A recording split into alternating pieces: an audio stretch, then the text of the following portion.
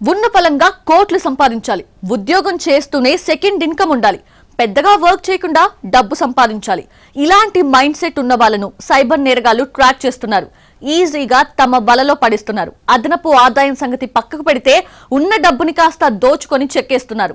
ఇందులో ముఖ్యంగా stock trading పేరుతో సైబర్ ఫ్రాడ్స్ బురిడి కొట్టిస్తున్నారు. లక్షల్లో సొమ్ము కాజేసి ముఖం చాటేస్తున్నారు. ఇప్పుడు ఇలాంటి సైబర్ క్రైమ్ కారణంగా ఏకంగా గూగుల్ హెడ్ పైనే కేసు నమోదైందంటే పరిస్థితి ఎలా ఉందో అర్థం చేసుకోవచ్చు. స్టాక్ మార్కెట్లో భారీ లాభాలు వస్తాయంటూ సెబీ గుర్తింపు పొందిన అనలిస్టులమని నమ్మించడం, నకిలీ ట్రేడింగ్ యాప్ల ద్వారా పెట్టుబడులు పెట్టించి కోట్ల రూపాయల టర్నోవర్ చూపించడం వంటి కొత్త తరహా సైబర్ మోసాలు ఆందోళన కలిగిస్తున్నాయి. ఇలాంటి రెండు వేర్వేరు ఘటనలు హైదరాబాద్లో వెలుగు చూడగా బాధితులు 45 లక్షలకు పైగా నష్టపోయారు. ఈ రెండు కేసులపై సైబర్ క్రైమ్ పోలీసులు దర్యాప్తు చేపట్టారు.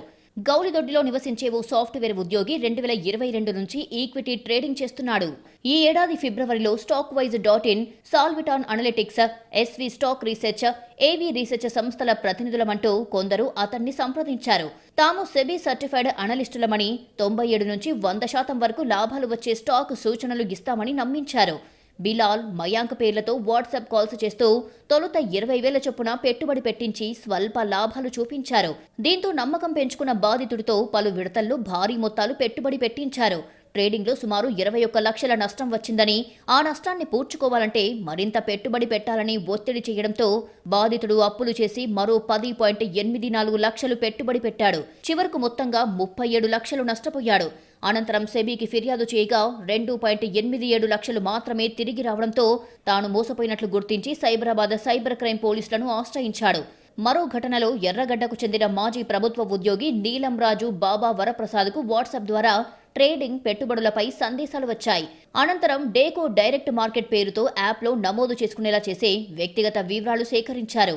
గూగుల్ ప్లే స్టోర్లో డేకో సెక్యూరిటీస్ ప్రైవేట్ లిమిటెడ్ పేరుతో యాప్ అందుబాటులో ఉండడం, ప్లే ప్రొటెక్ట్ రక్షణ ఉండటంతో అది అసలైన యాపేనని నమ్మిన బాధితుడు వివిధ దశల్లో 7,42,200 పెట్టుబడి పెట్టాడు. యాప్లో మాత్రం 2.70 లక్షల లాభంతో కలిపి మొత్తం 10.12 లక్షలు ఉన్నట్లు చూపించారు. అయితే ఐపీఓ సబ్స్క్రిప్షన్ పూర్తి కాలేదని, క్రెడిట్ స్కోర్ తగ్గిందంటూ మరో 20 లక్షలు చెల్లించాలని డిమాండ్ చేశారు.